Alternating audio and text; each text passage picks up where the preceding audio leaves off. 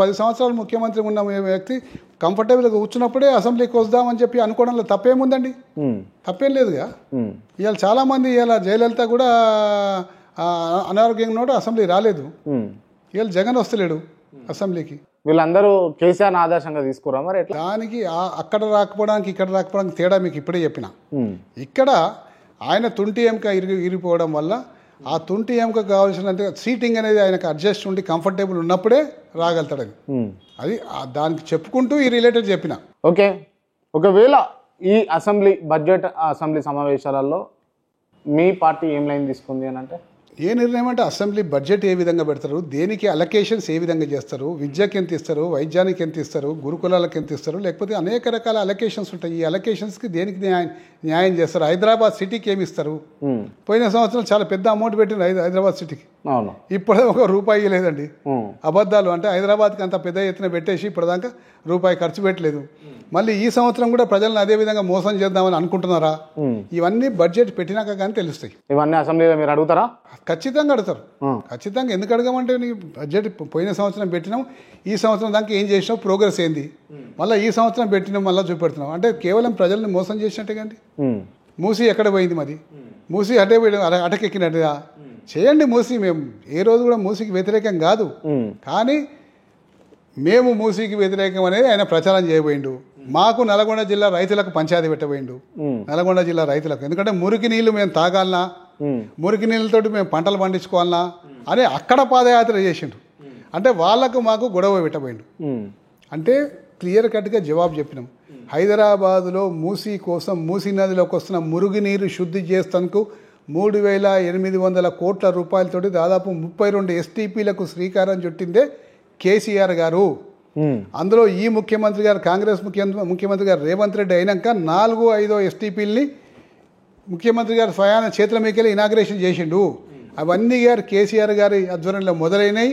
కేసీఆర్ గారు డబ్బులు ఇచ్చిండ్రు. పూర్తయ్యే స్టేజ్లో ఎలక్షన్స్ వచ్చినాయి కాబట్టి ఈయన ఇనాగ్రేషన్ చేసిండు. సో ఈ శుద్ధి చేసిన నీళ్ళన్నీ కూడా కింద నల్గొండ జిల్లా రైతులకు పోయే యొక్క ప్రణాళిక కేసీఆర్ గారిది, కేటీఆర్ గారిది అని చెప్పేసి అక్కడ రైతులకు స్పష్టంగా అర్థమైపోయి ఆ రాజకీయ దాంట్లో చిక్కుకోలేదు. సరే, ఓకే, మీరు మూసీకి అడ్డం కాదు, కాకపోతే హైడ్రాక్ మాత్రం అడ్డమే కదా. మీరు హైడ్రాక్ కూడా చూడండి. హైడ్రాక్ అడ్డం అంటే అడ్డగోలుగా కూలగొట్టొద్దని అంటున్నాం. నోటీసులు ఇవ్వాలి, చట్టపరంగా కూలగొట్టాలి. ఇవాళ ఉరి తీస్తారు. ఎందుకు తీస్తారండి? ఒక వ్యక్తి మర్డర్ చేస్తే అతను 20 ఏళ్ళు జైల్లో పెట్టి పోషించి అతను కేసు నిజం కూడా అన్ని సాక్ష్యాధారాలు వచ్చినాక అతన్ని ఉరి తీస్తారు. అటనే ఇక్కడ కూడా చేయాలి కదండి. ఒక మనిషిని శిక్షించే ముందర న్యాయంగా లీగల్గా నోటీసులు ఇవ్వాలి, అది ఇల్లీగల్ కన్స్ట్రక్షన్ ప్రూవ్ చేయాలి, అప్పుడు గులగొట్టాలి. అధికారులను సొంత చేతుల్లో తీసుకొని ధనాతను రాత్రి గులగొడతా అంటే నిన్న మొన్న కోర్టు కూడా అక్షంతలు వేసింది కండి. అవసరమైతే హైడ్రాను కూడా రద్దు చేస్తాం అని హైకోర్టు ఇచ్చిందా లేదా? మరి అంత తీవ్రమైన వ్యాఖ్యలు కోర్టు చేసిందంటే అర్థం చేసుకోవచ్చు. ఓకే, ఎక్కడ పడితే అక్కడ విచక్షణ లాగితే డెమాలిషన్స్, నోటీసు లేదు, ఏం లేదు, ఏదో డాక్యుమెంట్ పెట్టి ఎవరు చూపెట్టగానే ఒక కంప్లైంట్ కానీ వ్యక్తిగత కక్షలు ఉంటే డెమాలిషన్. కాబట్టి హైడ్రాని అడ్డం పెట్టుకొని ఈ యొక్క రాజకీయ నాయకులు, కాంగ్రెస్ నాయకులు చాలా బ్లాక్మెయిలింగ్ పాల్పడుతున్నారు. బ్లాక్మెయిలింగ్ అంటున్నారు. ఇవాళ హైడ్రా కాంగ్రెస్ నాయకులు ఇవాళ ఏం చేస్తుండ్రు? మేము హైడ్రా కంప్లైంట్ ఇస్తాం, మాకు నీ డబ్బులు ఏంటి, అది ఇదే అంటున్నారు. ఎల్బీనగర్లో కాదు, ఇబ్రాహీంపట్నంలో మొత్తం అదే జరుగుతుంది. ఈ విధంగా బ్లాక్మెయిలింగ్ పడుతుంది. కాబట్టి అంతటా దాన్ని కొంతమంది స్థానిక నాయకులు బ్లాక్మెయిలింగ్ ఉపయోగించుకుంటున్నారు. Right sir, thank you so much. Thank you. ఈ ఇంటర్వ్యూ క్లోజ్ చేసే ముందు నేను కొంతమంది పేర్లు చెప్తా, వాళ్ళకి సంబంధించి మీరు ఓన్లీ 1 word ఆన్సర్ ఇవ్వాలి. రైట్. తెలంగాణ తొలి ముఖ్యమంత్రి కేసీఆర్ తెలంగాణ బాపు. కేటీఆర్ మంచి విజన్ ఉన్న నాయకుడు. కల్వకుంట్ల కవిత మంచి వక్త.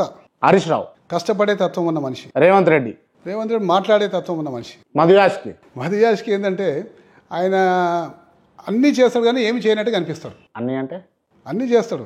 మంచి చెడ్డ, అందులో మంచి ఉంటాయి, చెడు ఉంటాయి. చెడు ఎక్కువ కనిపించినాయి, మంచి ఎక్కువ కనిపించినాయి. చెడే ఎక్కువ ఉంటాయి. రామ్మోహన్ గౌడ్ ఆయన కూడా కష్టపడే తత్వం ఉన్న మనిషి. బండి సంజయ్ వ్యక్తి మంచోడే కానీ సబ్జెక్ట్ ఉన్నా లేకుండా ఏదో మాట్లాడే ప్రయత్నం చేస్తాడు.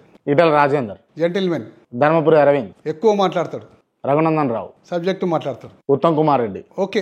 కోమటిరెడ్డి వెంకటరెడ్డి కష్టపడే జీవి. కోమటిరెడ్డి రాజగోపాల్ రెడ్డి కష్టపడే తత్వం ఉన్న మనిషి. Professor Kodandaram 1 of the finest gentlemen. Seethakka కష్టపడి పైకి ఈ స్థాయి దాకా వచ్చింది.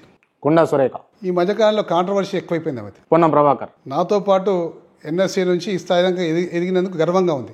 కాంగ్రెస్ పార్టీ, ఒకప్పటి కాంగ్రెస్ పార్టీకి ఇప్పటి కాంగ్రెస్ పార్టీకి భూమికి ఆకాశానికి ఉన్న తేడా ఉంది. బీఆర్ఎస్, బీఆర్ఎస్ తెలంగాణ జాతి నిర్మాణం కోసం, తెలంగాణ అవసరాల కోసం పుట్టిన బిడ్డ. బీజేపీ, బీజేపీ దేశంలో అక్కడక్కడ గొడవలు చేసి పబ్బం గడపాలనే పార్టీ. దేవిరెడ్డి సుధీర్ రెడ్డి, నా సంగతి నేను చెప్పుకుంటే బాగుండు, ప్రజలు చెప్పాలి. క్రాంతి, క్రాంతి బాగా చేస్తుండు, upcoming, and I wish you all the best Kranti. నువ్వు బాగా చేస్తున్నావు, అదేవిధంగా కంటిన్యూ చేయి. Thank you sir, thank you so much.